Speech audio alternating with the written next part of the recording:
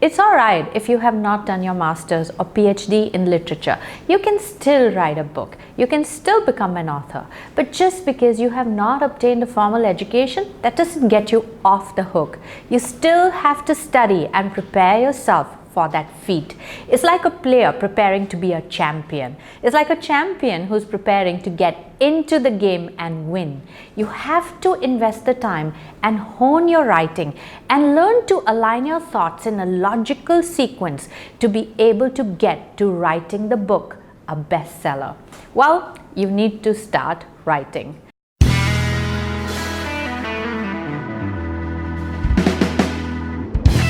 Get started with a blog.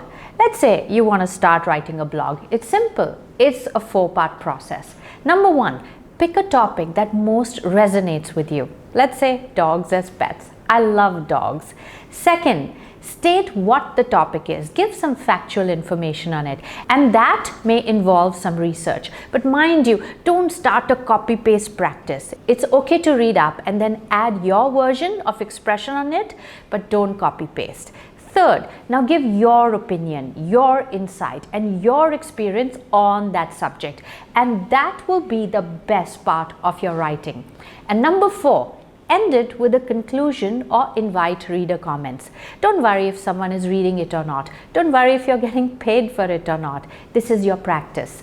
Imagine if a player is expecting spectators to come for his warm-ups and practice before the match.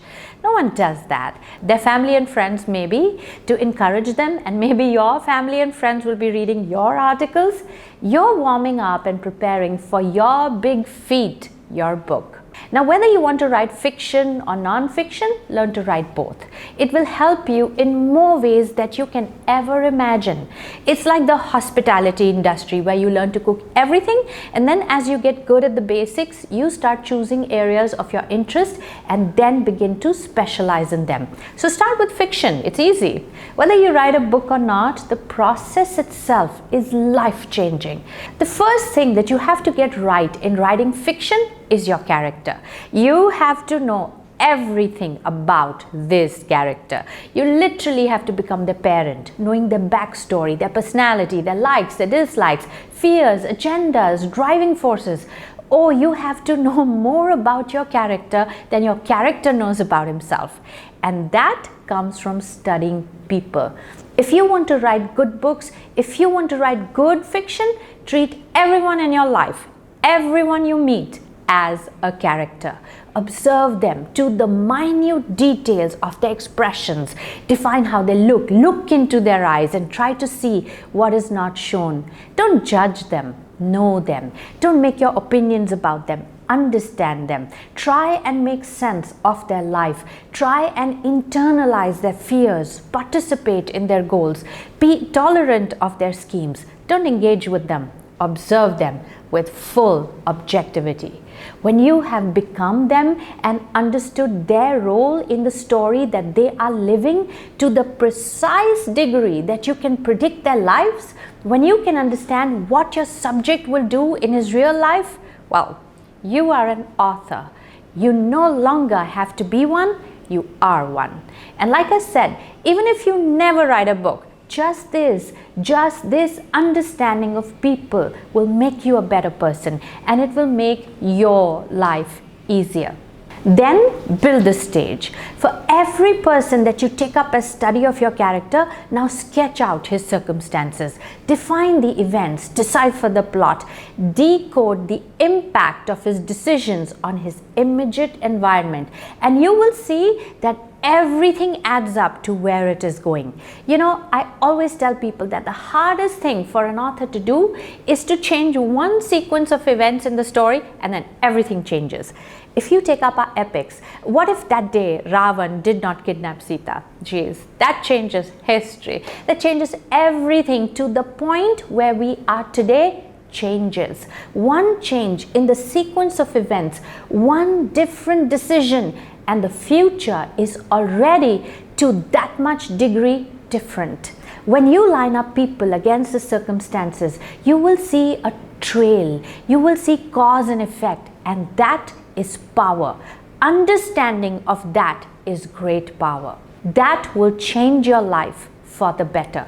You will be able to see your own life as a stage performance. You will get an objective viewpoint of your own life and decisions, and in a very innate manner, you will be able to control and design your future and your destiny, just as you would do for your characters. And if self-help is what you're interested in, well then you have to be a person of extreme logic, someone who is naturally inclined toward growth and personal improvement and self-development, and you need to have your own course of success charted out. It's a great space, self-help. In fact, there can never be enough of it, and the more the better. Because positivity, like negativity, needs reinforcement to survive. We are bombarded with negativity every day from ample number of sources, and so we need double the positivity from double the number of sources to counter it. So I'm always pro self-help, but be careful. Any subject that you may pick has already been written about, almost. See, the thing is, there can be a million versions of love stories, and still you would go out and read some more, as long as the story is not a copy-paste repetition. So to steal content from here and there and paste it as your own by restructuring sentences isn't writing a book. It's a criminal offense. You need to be original. So how does one become original in a field where everything that has to be written about personal development is already written about? Your story, well, is still an original. Your experiences with the theories you want to explain and the philosophies and opinions that you want to put out are still original. Your experiences are your unique pitch, even to a formula that has been written 1,000 times over. Hasn't it ever happened with you that you read something beautiful and then its beauty remained stuck in those words and you could never translate it to your life? And then comes an author who tells you about her experiences with that beautiful concept, and instantly you know how to apply it to your life. That is the power of self-help. Maybe the 11th book on the subject of sales hit home, or maybe the 6th book on relationships brought clarity about what you were doing wrong. Self-help is a golden genre. You can never have enough of it. But ensure that you have first-hand experience of success about the concept you are choosing to write about. You should be the testimonial of its workability. Else, you aren't just going to write a bad book, but you will also spoil your reputation. Because we really aren't very fond of preachers and teachers. Very young, we develop a dislike for people who tell us what to do. The woe of all parents. So you have my blessings. Go ahead, write self-help.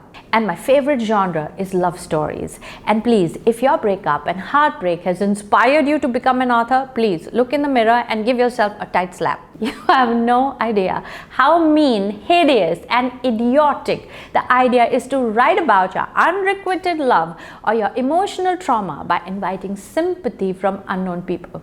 Grow up and move on.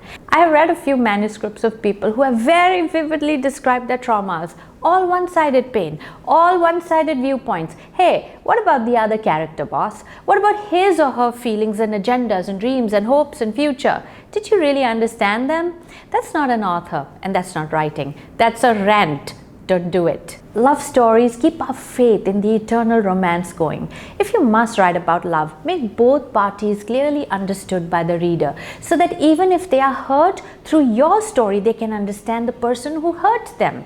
That even if they have a great life, they understand the transience of circumstances and can better handle hardships when they arise through the love that you completed in your story.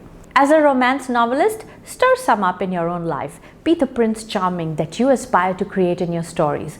Be the hopeless lover, while not wooing every woman you meet, but blessing every person who enters your space with love. Understand the unromantic kind of love in your life, and you will create the greatest lovers in your story. Well, I have explained in great detail on how to sketch your characters and build circumstances and how to lay the foundation of your self-help book, including the love stories, in my book, How to Write a Book in 8 Days. You might want to have that handy when you do start your journey as a best-selling author.